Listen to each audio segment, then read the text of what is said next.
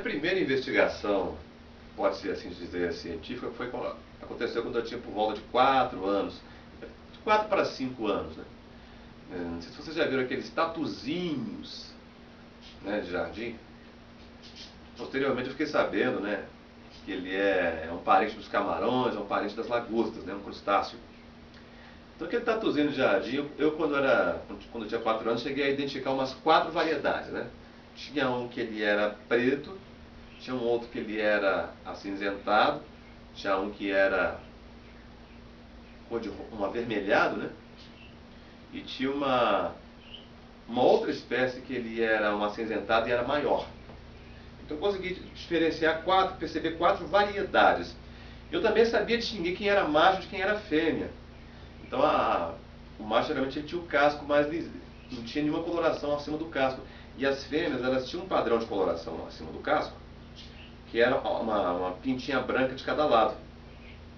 Então ao longo do casco dela tinha uma pinta de um lado, pinta do outro, pinta de um lado, pinta do outro. Ela deveria ter umas 8 pintinhas.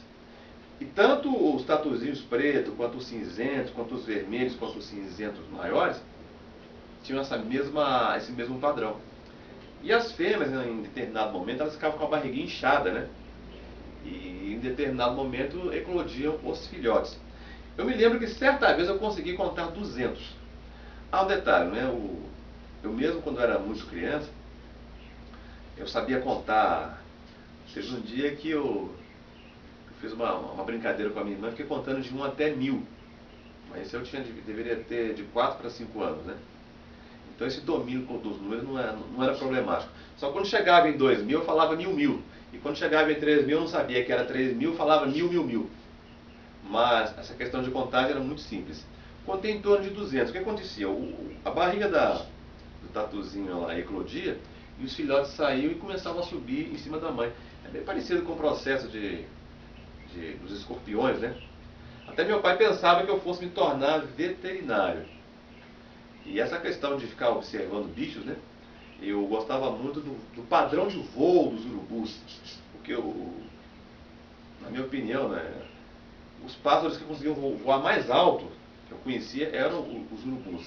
Além deles serem relativamente grandes, conseguiam voar muito alto. E eles conseguiam ganhar grande velocidade nos mergulhos, né? Então eu pegava, antigamente o leite ele vinha em garrafas, né? Garrafas de vidro, e a tampinha era de alumínio. O alumínio era bastante moldável, então eu pegava aquele alumínio e construía modelos de aves, modelos de pássaros, né? E ficava brincando com eles. Então tinha o padrão de voo que era circular, que os urubus fazem, e tinha o padrão de voo de mergulho individual, e tinha o mergulho em dupla, né? Às vezes pressupõe que seja um casal que mergulhava em dupla. E eles mergulhavam em dupla fazendo um movimento em espiral no ar. Então, uns 4, 5 anos eu gostava muito de fazer esse tipo de observações. Uma das lembranças que eu tenho é que o céu era extraordinariamente azul.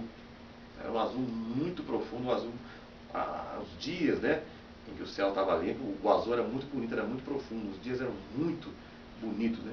Aqui em Belo Horizonte nós tínhamos assim uma região muito luminosa. Aliás, essa região aqui de Belo Horizonte ela é excepcionalmente luminosa.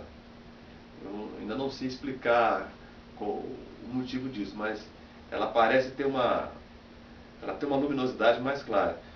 Não tem explicação física para isso, porque o Sol é o mesmo, né? A atmosfera é a mesma.